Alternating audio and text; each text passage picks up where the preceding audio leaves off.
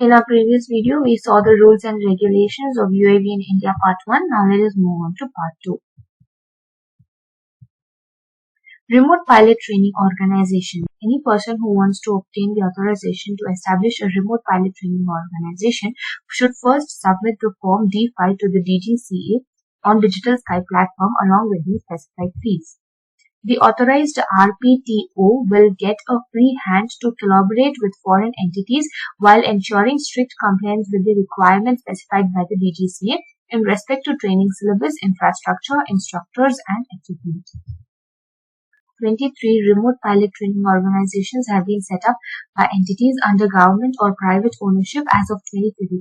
Few of them are mentioned in the table, like in Jharkhand, Alchemist Aviation Private Limited, Gujarat, Blue Ray Aviation Private Limited, Uttar Pradesh, Dronacharya Drone Academy LLP, Tamil Nadu, CASR Anna University, Punjab, Drone Destination Private Limited, Haryana, Ganapati Aviation Solution, Madhya Pradesh, Indira Gandhi Rashtriya Udan Academy, Uttar Pradesh, Pioneer Flying Academy Private Limited, Karnataka Flytech Aviation Academy, and many more.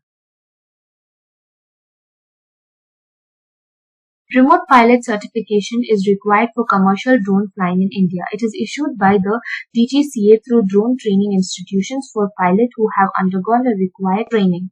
It is equivalent to driver's license for a bike or car.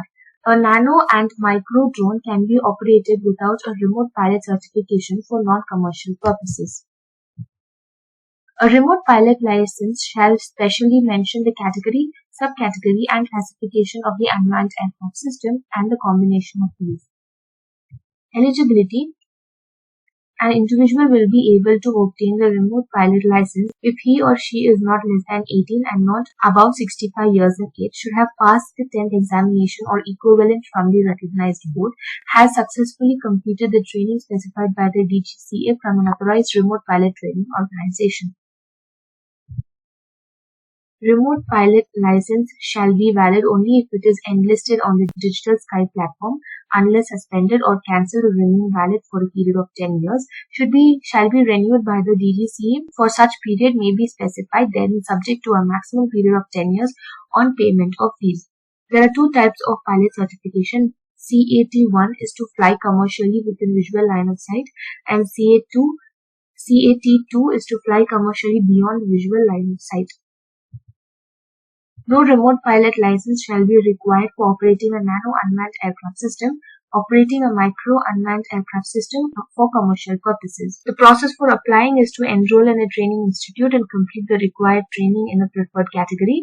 On behalf of the trainee, the training institute applies for the certification of DGCA through the Digital Sky platform. Manufacturing requirements. To own, operate, or manufacture drones in India, they must ensure that the company must be registered and have its principal place of business in India. The chairman and at least two-thirds of the company's directors must be citizens of India.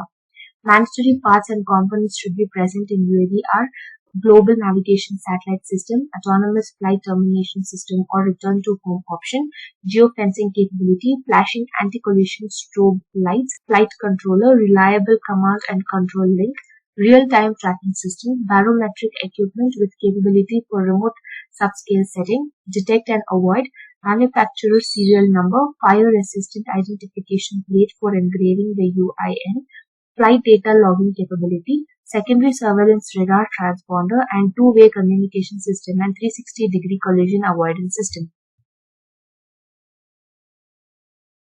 Manufacturing procedure. Create a prototype of drone. A working model of the drone is to be made and submitted for type certification to the DGCA. Approval from authorities would mean that a manufacturer would be able to sell his or her drones for commercial purposes and UIN should be issued against the drone model. Safety features in the drone. The central government recommends and promotes the use of made in India components and Indian regional navigation systems on the UAV. Other safety features that would be notified in future and would have been implemented by the manufacturer in future are real-time tracking, geofencing, and drone rules. However, these features are mandatory at present. Type certification. A drone of a particular make and model needs to have a type certification of its own. Type certification is a qualifying certification from the authorities ensuring that these models can be sold in the market and UIN can be readily issued. For manufacturers with approval from foreign regulation, any manufacturer who has already received an approval from a foreign aviation regulators for his or her drone model may directly apply to the DGCA for a type certification approval. No type certificate is needed for manufacturing a nano drone. Also, a model RPA won't require type certificate.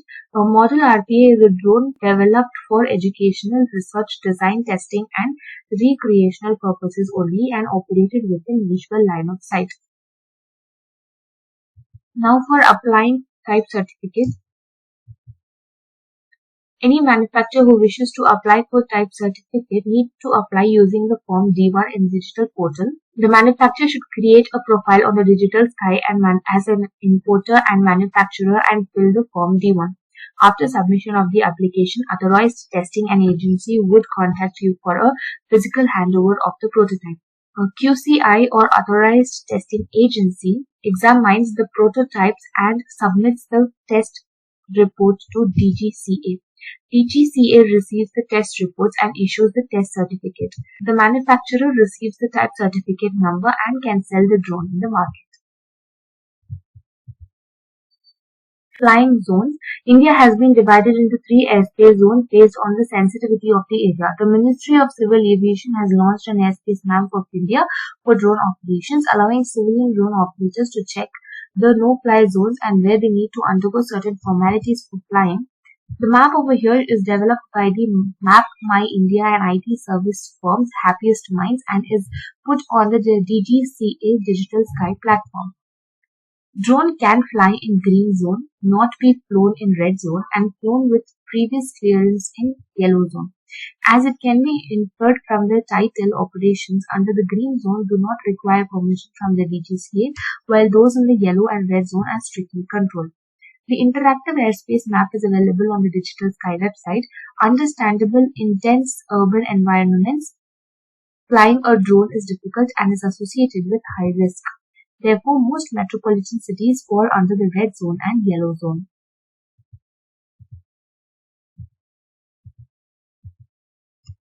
In a green zone, one could fly up to 400 feet without permission. For green zones lying between 8 to 12 kilometers of an airport, one could fly up to 200 feet without permission. Yellow zones and red zones require permission from the nearest air traffic control and central government respectively. Here you can see that the green zone is the airspace from the ground to a vertical distance of 400 feet that you can fly a drone in the green zone without need to permission from a DGCA through Digital Sky.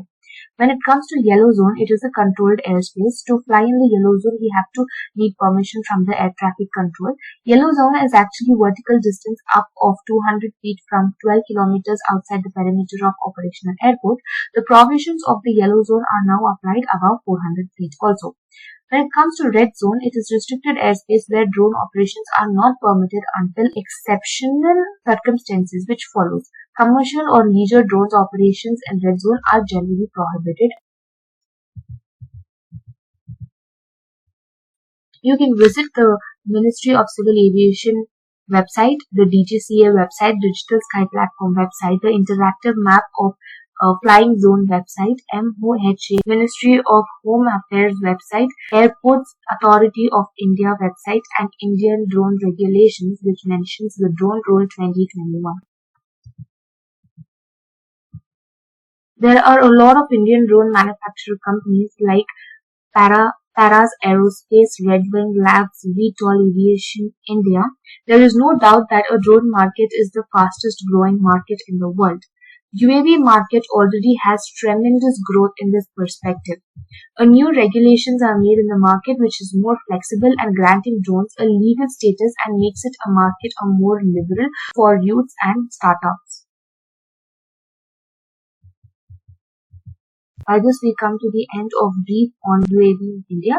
I hope you would have understood this session. Thank you.